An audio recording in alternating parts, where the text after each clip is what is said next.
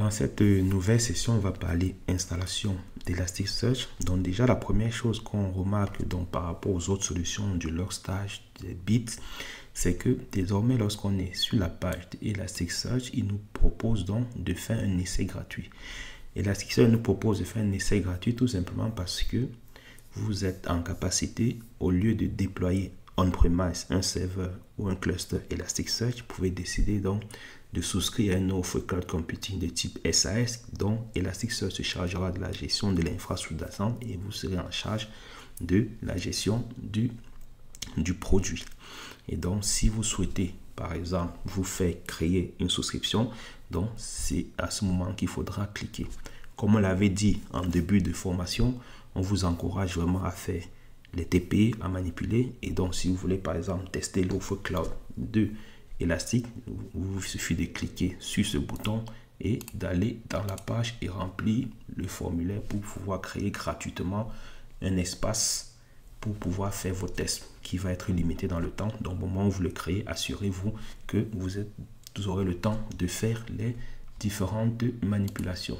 Si vous voulez faire à votre rythme tranquillement, vous pouvez, comme pour les autres produits, donc aller sur la page de téléchargement de la suite.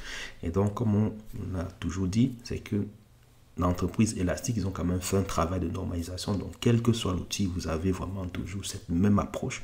La manière d'installer est exactement identique. Vous pouvez donc télécharger les packages pour les installer manuellement ou vous passez par des gestionnaires de packages qu'on vous encourage réellement.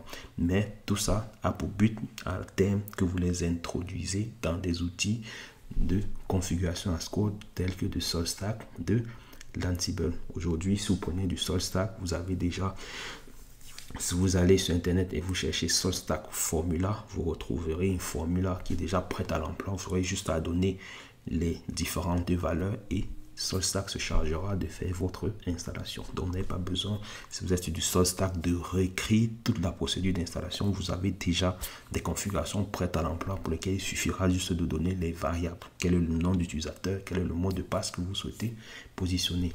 Bien évidemment, vous pouvez aussi faire une installation plutôt du type Docker. Et donc, il vous suffira d'aller sur la page et donc de procéder à l'installation. Et une fois que cela est fait, vous aurez juste à lancer le binaire. Bien évidemment, si vous faites une installation via gestionnaire de paquets, il se chargera tout seul de positionner tout ce qu'il faut au niveau init ou système D pour pouvoir démarrer facilement votre installation. Donc, si on va sur la partie Yum, donc comme pour tous les produits, on a toujours toutes les informations pour créer le repo, la config dans repo.d et donc on a désormais le chemin pour pouvoir, on peut le faire via Yum ou via DNF qui est le remplaçant de Yum et donc vous pourrez procéder à l'installation de Elasticsearch.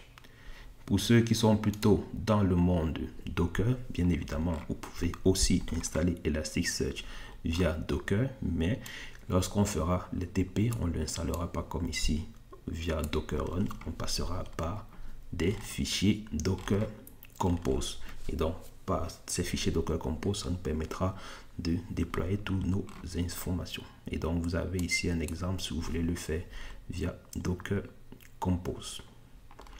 Et donc, c'est ce qu'il faudra faire en TP lorsqu'il faudra déployer le cluster Elasticsearch.